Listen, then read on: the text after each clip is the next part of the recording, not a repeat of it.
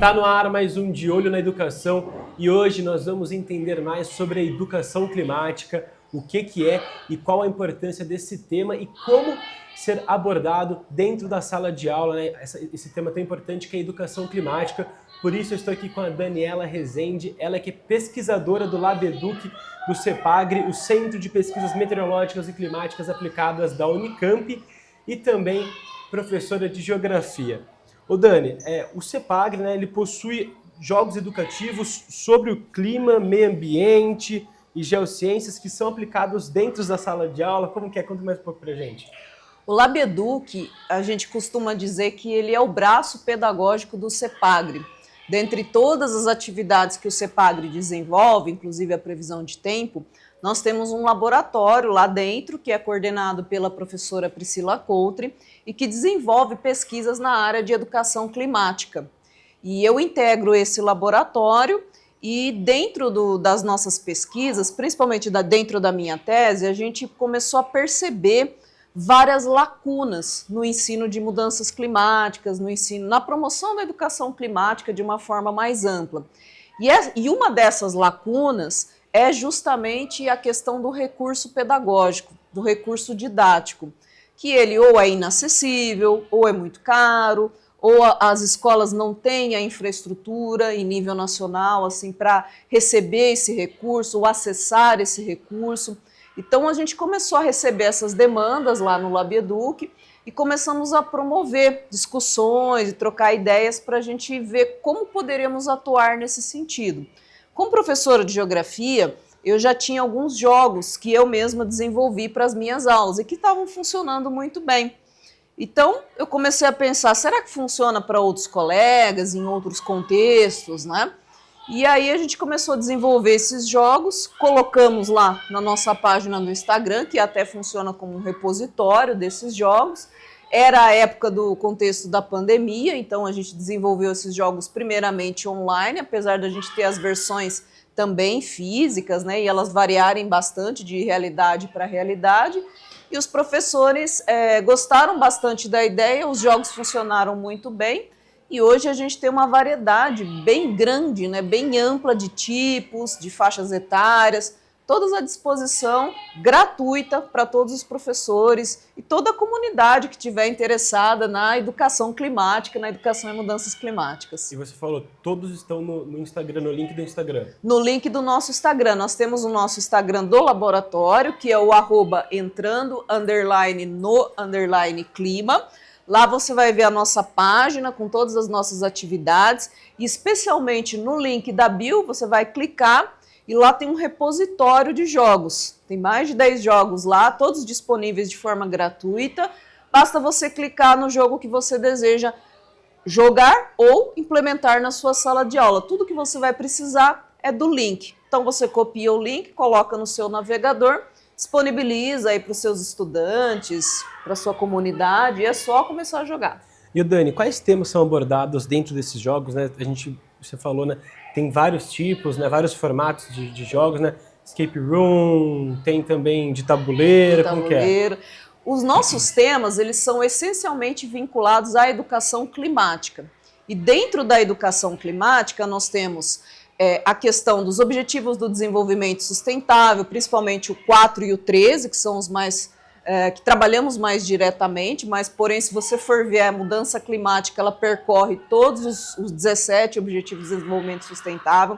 Nós temos formatos como tabuleiro, quiz, perguntas e respostas, o jogo do milhão, o escape room, que é inspirado no jogo de fases. Então, conforme o seu aluno avança na aprendizagem, ele também passa de fase, né? Passa de nível.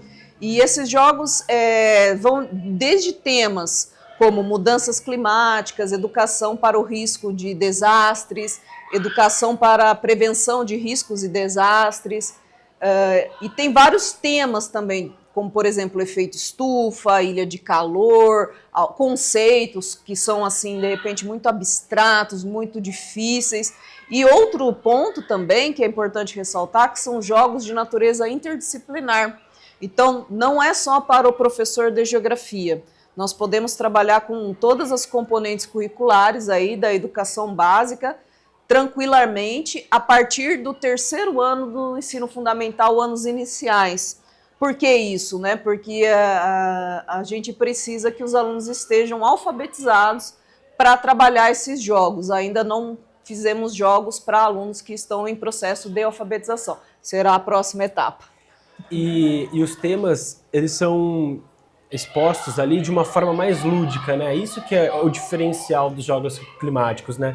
Que a pessoa, o aluno, né, ele vê aquele textão, aquela monte de palavra, não entra para ele. Mas ele vendo de uma outra forma, com algum desenho, com algum exemplo, muda totalmente, né? Totalmente. Isso era uma coisa que eu percebia nas minhas aulas, foi diagnosticado na minha tese também de doutorado, e é um feedback que a gente recebe praticamente de todos os colegas professores. Olha, uma dificuldade de engajamento muito grande dos alunos, porque eles têm aí os acessos às telas, aos jogos, e de repente, como você falou, né, você precisa buscar caminhos para você engajar essa meninada. Sobretudo quando você pensa no caráter intergeracional da mudança climática, ou seja, a gente vai ter mudanças com essa geração agora, eles é que vão proporcionar as mudanças para o planeta continuar, para a vida como conhecemos continuar. Então essa ideia de que os jogos ajudam no engajamento foi uma das ideias fundamentais, um eixo fundamental para a educação climática. Porque a gente está vivendo, né, essa emergência climática, né? Então, no noticiário, quase toda semana tem alguma notícia referente a esse tema e está no convívio dos alunos, né? E eles entenderem isso, né, de uma forma lúdica, através dos jogos, é fundamental, né? Sim, sim, a gente percebe que a questão o contexto da emergência climática, ele está dado. As mudanças climáticas, elas são um fato, basta você olhar o que está acontecendo, como você disse, diariamente.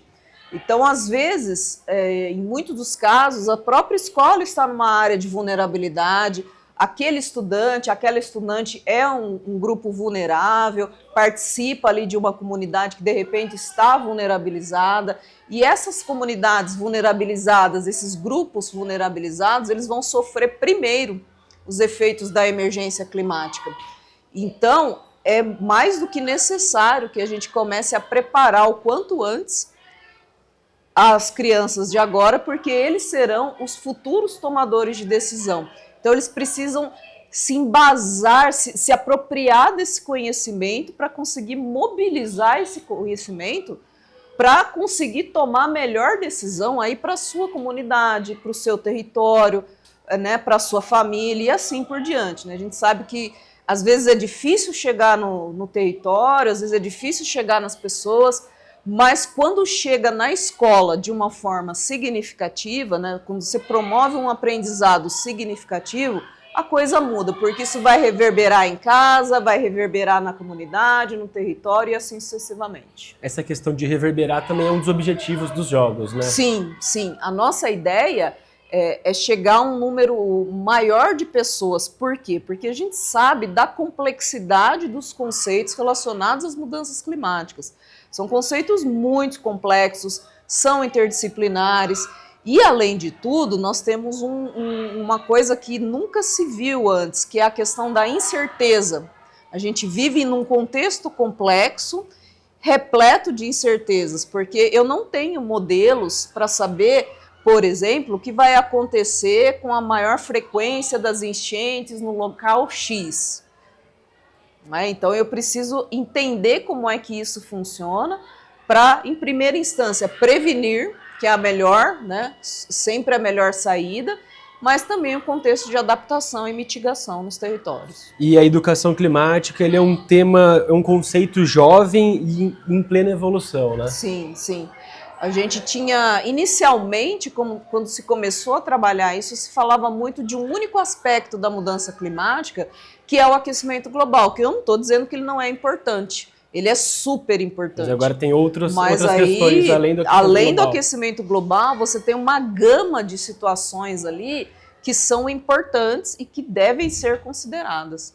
Para a gente finalizar aqui, Dani, tem mais alguma coisa que você queira falar, né, dessa questão, dessa relevância desse contexto da educação climática, né, dentro das salas de aula, através dos jogos, de uma forma mais lúdica? Tem mais alguma coisa que você queira falar?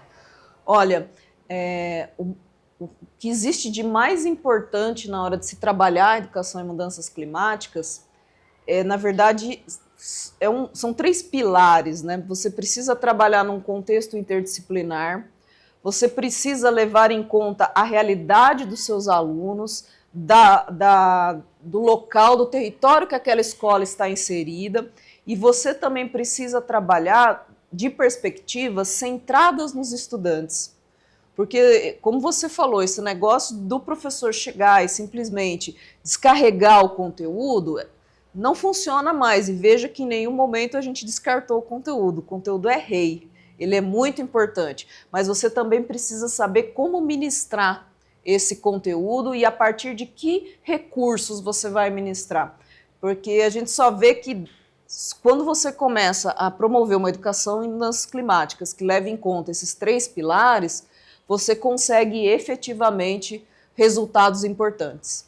Dani, muito obrigado por essa aula aqui, né, sobre educação climática, da importância desse tema tão importante, né, e dessa maneira diferente, digamos, de colocar esse conteúdo dentro da sala de aula. Muito obrigado, viu? Eu que agradeço e convido a todos a seguir a nossa página e propagar a nossa ideia e nossa missão. É isso, Dani. Obrigado, viu? Obrigada. E pessoal, ó, não se esqueça de nos seguir nas redes sociais, no Instagram e no Facebook, TV Câmara Campinas, e também de acompanhar toda a nossa programação no YouTube, TV Câmara Campinas. Um abraço, até o próximo De Olho na Educação.